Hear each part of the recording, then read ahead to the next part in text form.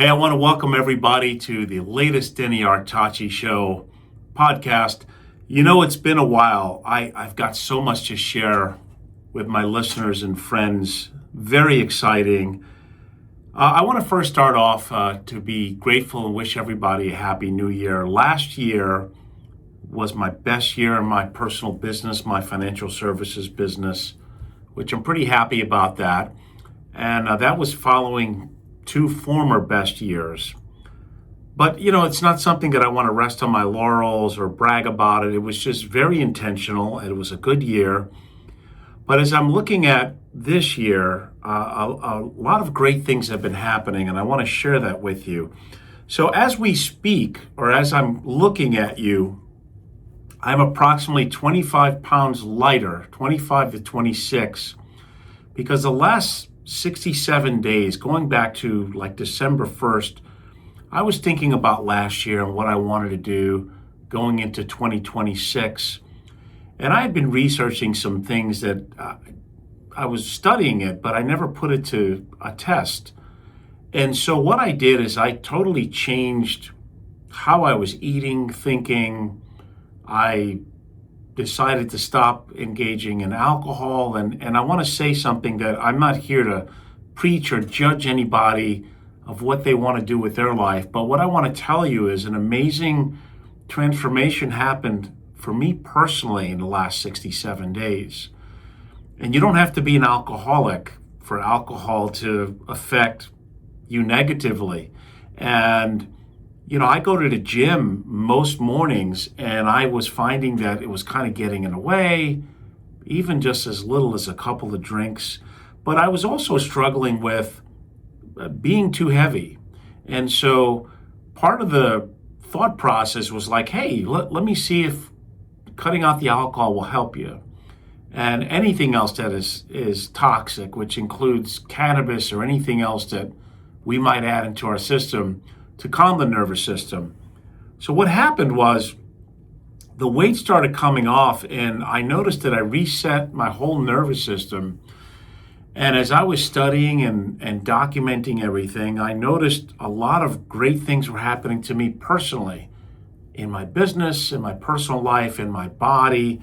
So I started documenting it all. And what happened is I came up with, as we're speaking now, they just went live a couple of days ago.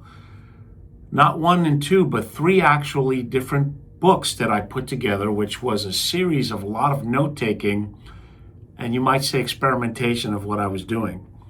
And I'm going to now be more intentional or more consistent with my podcast because I wanted to do the research and walk the walk first before I would, talk it and share it with other people. And what I found was the results have been amazing. And those that are closely in my inner circle have noticed a big difference as well. So I don't think it's something that anyone can't do, because none of us are really broken. I just really believe that most of us were aligned incorrectly. So the first book, which you'll find them all on Amazon, it's also going to be on Barnes & Noble's, many major publications. The first one I thought, and this was something that I kept asking myself, the title of it is, Does It Serve My Higher Self? So think about this. I'm not like a motivational speaker or a self-help guru. I'm just kind of sharing with you some things that fundamentally help me. So I kept asking myself, hey, those casual drinks and things you're doing, does it serve your higher self? Because my goal was to cut weight, cut fat, feel great. You know, at one time, I was literally on 3 blood pressure medications. I'm not on any right now. And I'm lighter, and I feel great. It was intentional. So I said to myself, a lot of these gurus, they give you a pile of many things to do. Hey, you've got to memorize these 20, 30 mantras and say them to yourself every day. Well, my thought was the opposite. Actually, I don't need to pile a bunch of things. I just need to remove what no longer serves me, right? So that meant alcohol, bad carbs.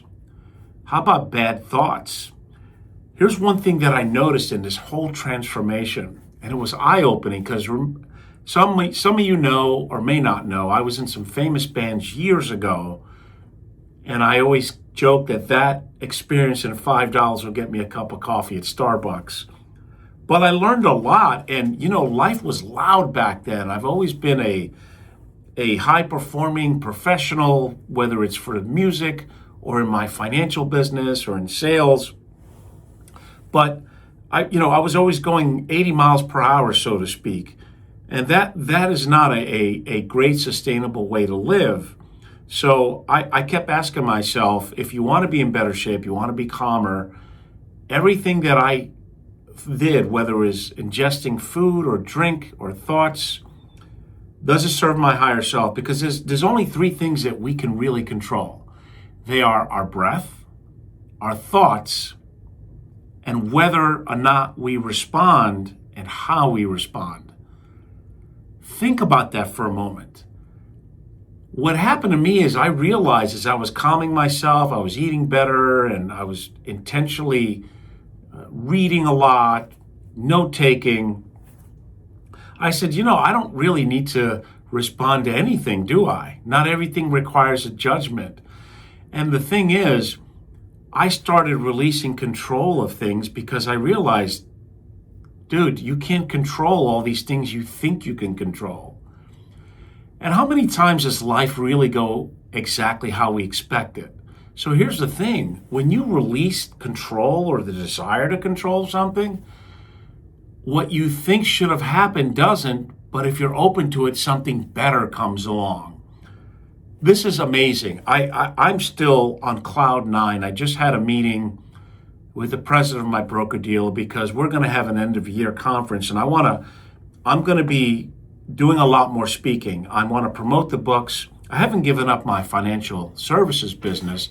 I'm really focusing on estate planning, and it all makes sense because most people don't realize how simple my team can do the estate planning with the attorneys, the trust company.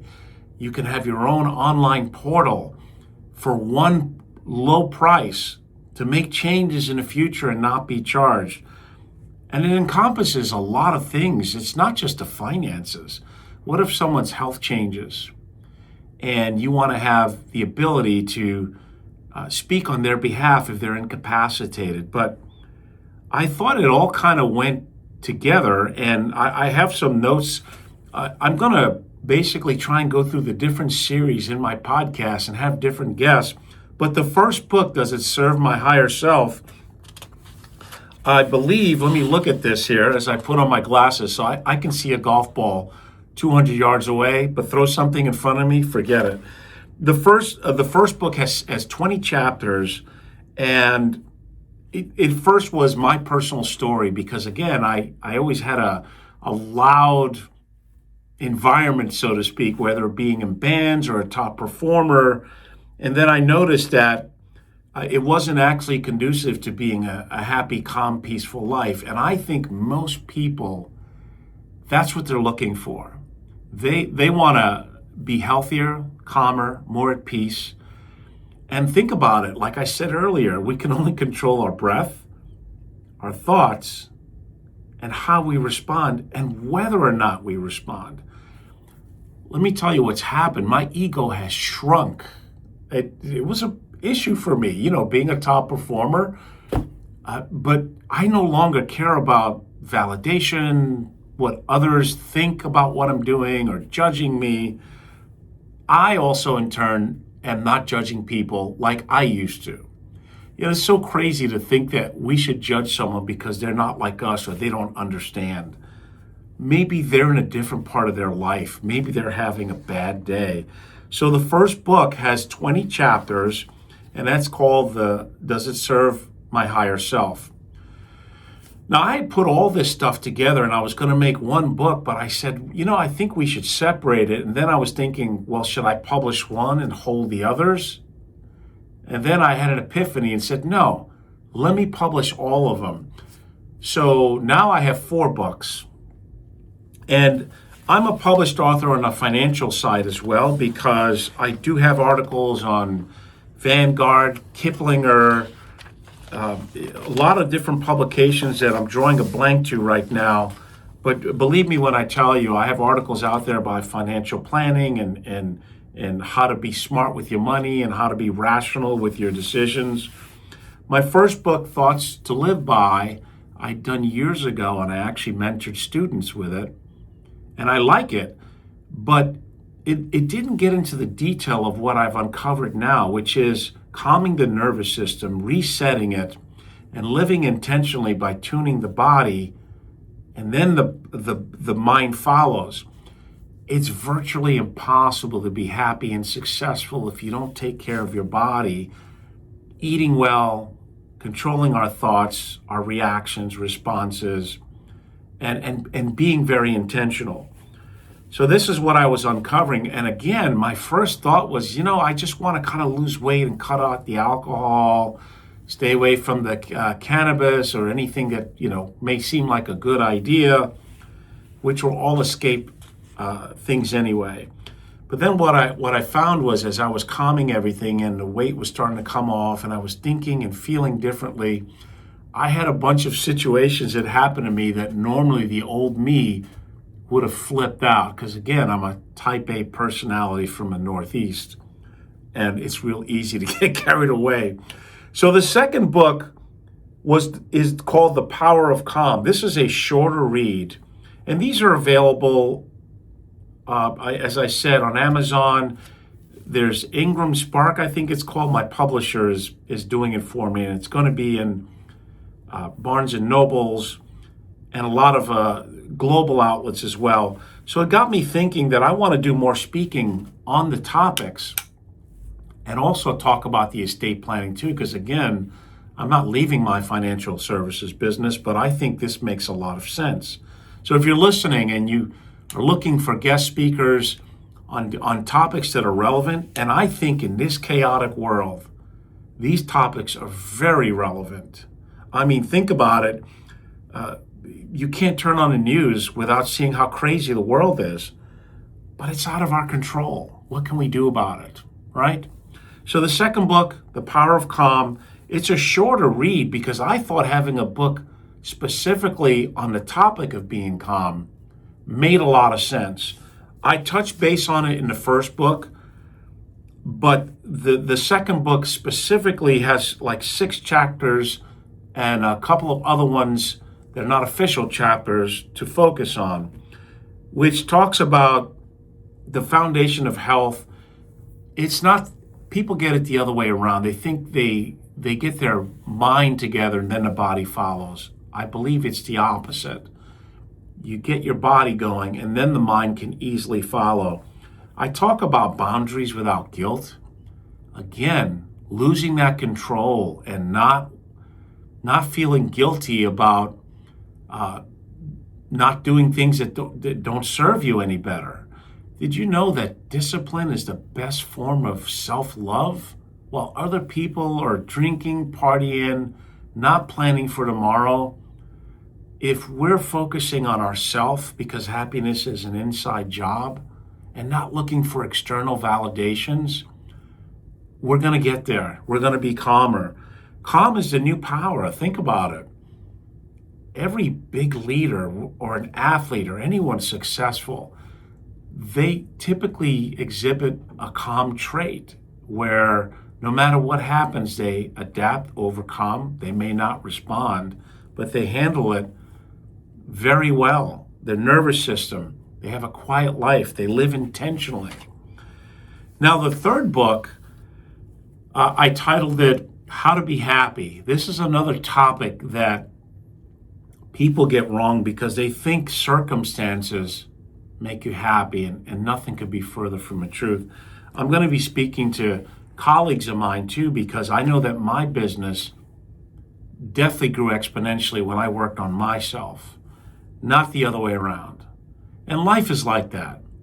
You're not going to be happier because life is easier or fair. You're going to be happier because you're only going to focus on what you can control, and you're not going to let the external factors ruin your day, which includes people, which includes doing things that you really don't want to do, that you know are not healthy for you mentally or physically. I hope that makes sense. So happiness has to be practiced. It's very intentional. There's a lot of myths, and that book, it has a total of, I don't have it memorized because I just had it all together here, 17 chapters and a few prefaces as well.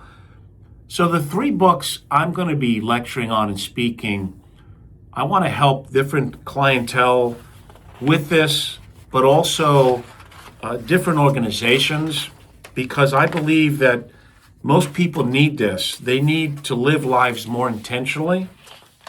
And I think that there's a lot of misinformation out there. It's not so much what you have to pile on, it's removing what no longer serves you. So I'm going to do a series of these and discuss different chapters. Hopefully I can get some different guests to talk about it. I'm still playing. I have a show with my Santana Project coming up on February 25th at the Funky Biscuit in Boca Raton. I'm playing tomorrow night with my classic 4-piece rock band where we do blues, rock and roll. I'm going to be doing an original blues show in March in the city of Stuart. So my financial services business, especially my estate planning division, has really blown up nicely, and I'm so proud of the team that I've put together, which includes the onboarding staff specialist, a trust company. It includes distribution specialist, tax specialist, an attorney. And what we've done is we've made it easy where it can be done virtually as well. And this is important because life changes as you go along, and you don't want to always have to come into a stuffy office, so to speak. Even though I love my office and people get a kick of the pictures with me and the rock stars, it's not necessary. We can meet, and my team does it all virtually, and they do it for a great price. And estate planning covers a lot of things. It's not just the money and the houses. It covers, again, the financial and medical power of attorneys. There are a lot of scenarios that people don't think about, and it hits home. I got involved myself because I have a mom who's got dementia. She's still in the early to moderate stage, but I know it's just going to get worse as we go along. So I had to get her property in order, her investments, my property, my investments, my business, because it was an awakening for me. And as I got into this model and did my due diligence and research, I saw so many people needing this. Estate planning is not just for the rich anymore. It's for anybody who has anything of value that you want to leave to the next generation, but also while you're alive. You know, not many families have a great dynamic. You may have kids that do not have the optimal spouse. You want to protect the assets in case of divorce or lawsuits. There's a lot of things involved with it that you don't think about it until it actually happens. So here's the other thing. And when I speak about this, I try not to scare anybody, but these are true stories. I have a good friend of mine who's a CPA that his father passed away and had a CD in the bank, and he didn't title it correctly. So even though his name was listed, he had to go through probate for like 6 to 9 months and pay $5,000 in fees to get the CD that was his. And in the very same family, John's a great guy. I hope he doesn't mind me using his first name. His mom had a piece of property in, I think, the Carolinas, and she didn't have it together as well. And when she passed away, he waited like 1.5 years and paid like, I think it was $12,000 in fees. And if she had it together, he wouldn't have waited. Now, I did a workshop, and I'll never forget this. It makes my hair stand. There was this nice young professional lady, and she came in and she said, "Hey, I'd like to meet with you. I've been very interested in this." So she comes into my office. This was somewhere around November, I think. And she said, "You know, my significant other, he's doing fine. He's got plenty of years left, but he's got cancer and he's going through treatment. And I told him, because of his dynamic, that he really needs to get his stuff together, not only for him and his family, but for me as well, his significant other. And then she said, and I started thinking, and I need to get my stuff together. We had a great conversation. And so I told her what the price was, how it works, it's virtual, and all encompassed in it. And she said, that's really great. Hey, Denny, thank you. Listen, let me just get through the holidays, and I'll circle back around in the new year. And I said, you sure? I'm not a pressure guy, but here's what happens. People leave the office, they procrastinate more, and they never get to it. But it's okay. Let me know when you want to chat. True story, we're meeting next week because about a week and a half ago, she lost my information. She contacts me in a frantic and said, Denny, I don't want to say her name, something happened. He went in for a procedure and he didn't make it and passed away. And I know you were telling me and you weren't trying to scare me, but now his family and I are dealing with probate. I can't make this stuff up. These are true stories. We don't know. There's so many. I have a passion for the estate planning because, remember, I'm not doing it. My team is. But I personally got involved. And I think it goes hand in hand with my new direction and transformation, with my books and what I want to lecture with. Getting your stuff in order. In the next 10 to 15 years, somewhere between, I don't know, they keep changing it, 87 to 130 trillion dollars are going to be transferred over. And the interesting dynamic is 70% of all accounts, whether it's 100,000 or 10 million, are spent down within a year and a half. And there's going to be a big tax bill and things like that. So I think it goes hand in hand with everything in the new direction that I'm doing. And I'm hoping to continue it and go out there and do more public speaking to talk about transforming our lives, having better, intentional, calm, peaceful lives, getting our affairs in order, like estate planning. Because it's real. It's interesting. A lot of celebrities, from, Michael Jackson to Elvis Presley to Whitney Houston to Aretha Franklin to James Brown, the list goes on and on, to Dr. Martin Luther King. Dr. King's estate just settled over 50 years later. That's ridiculous. The fact of the matter is, probate is a messy situation. You can have people contesting it. The fees range anywhere from 3 to 8%. I thought it made sense for my clients, both old and new, that I'm helping them get their affairs in order, because we don't know when our time's coming. And all these celebrities I mentioned, they knew they were going to get to it. They had the money, they had the attorneys. They died prematurely or unexpectedly, and their family was left with a big mess. So to me, it makes a lot of sense, not only investing your money well and making sure you have income, but where's it going? Who's it going to? How is it going to them? There are new rules that are available, and I have peace of mind that my stuff is in order, because we just don't know what life is what it's going to happen next week or next month.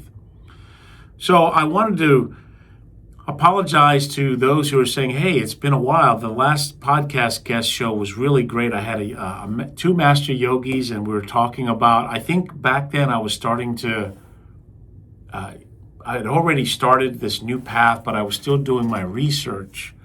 And I feel a great passion of it. Again, we're going to have a end of the year with advisors from around the country. I'm going to be speaking about the estate planning and also the 3 new books and how to live life more intentionally, because I believe in anything that you do. It's not just financial services, but you're better at it by taking care of yourself first. You're not going to be happier or healthier when your business takes off. It's the other way. when you take care of yourself first and have the discipline and live intentionally, remember, what I'm going about or what I'm speaking about is being part of the minority, not the majority, not following the herd. The herd doesn't really think. It kind of thinks short term, and it thinks about pleasurable, short-sighted things. Anyone who wants to live a life of peace, happiness, calmness, and intention, it doesn't happen by accident. It's something that we focus on every day. It doesn't happen in an hour or a day. It happens as we align ourselves, because I really don't believe any of us are broken. I just think, like me, I was misaligned for a long time. And I thought I was a pretty smart fellow, but I crack myself up when I find myself being wrong. I love it. I got to find out what I got wrong. And I want to share this with friends, listeners, clients, many people who would like to have a better life intentionally.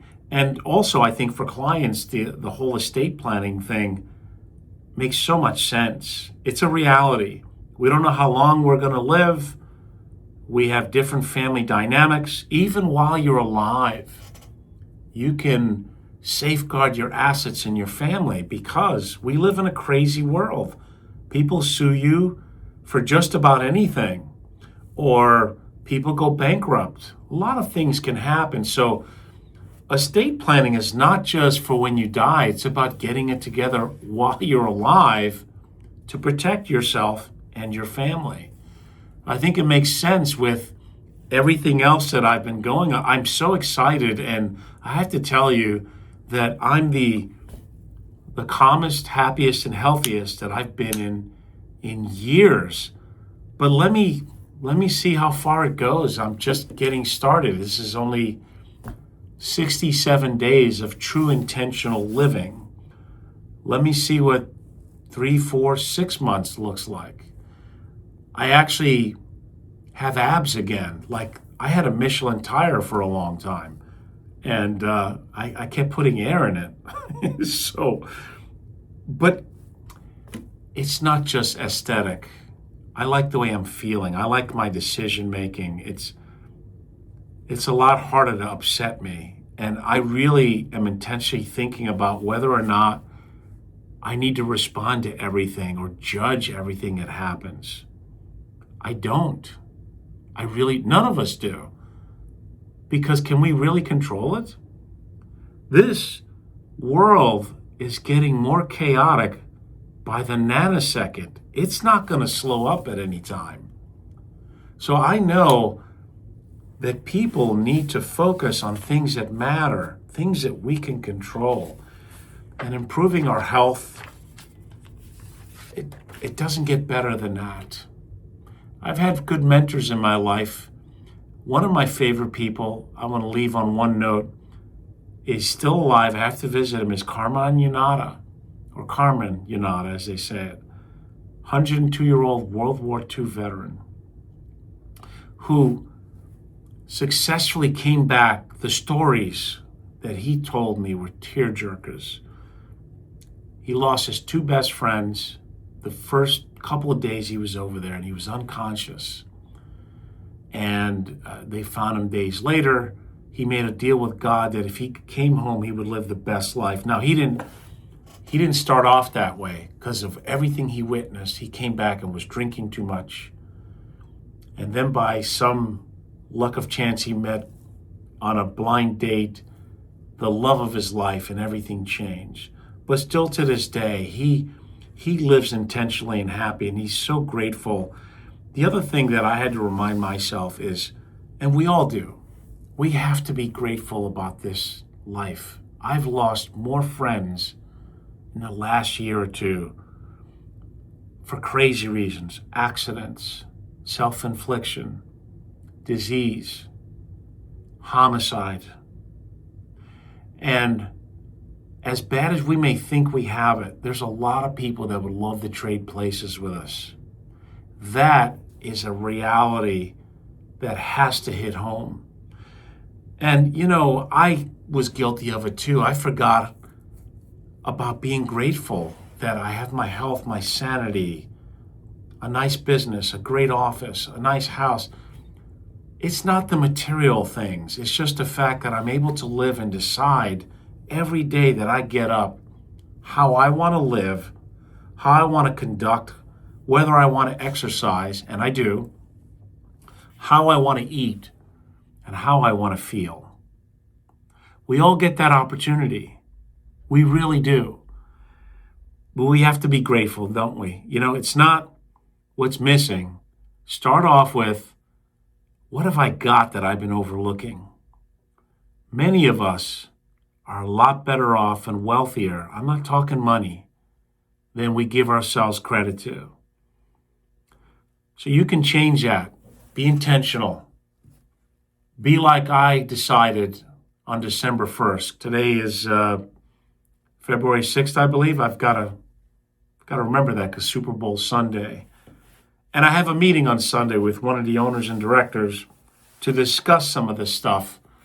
And going forward, I want to really dissect different chapters about the 3 books that I have, because I want to get the message out there. And if you are listening and you would like to have someone speak, I'm planning to step up. I am a public speaker, but I want to speak some more.